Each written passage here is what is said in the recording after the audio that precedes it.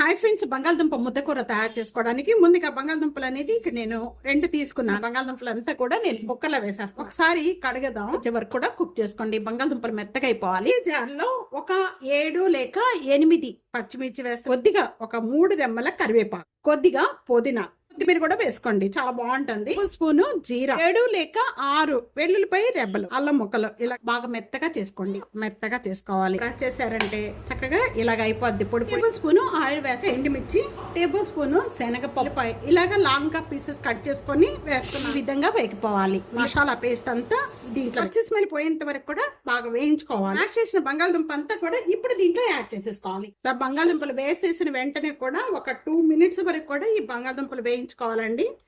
తప్పకుండా ఈ రెసిపీ ఇదే విధంగా ట్రై చేసి మీకు ఎలా ఉందా అనేది కామెంట్స్లో తెలియచేయండి. వీడియో నలుగురికి షేర్ చేయండి, లైక్ చేయండి. ఎన్నో రకాలైన వంటకాల కోసం టీ ఆనర్స్ కిచెన్ని సబ్స్క్రైబ్ చేసుకోండి. Thank you.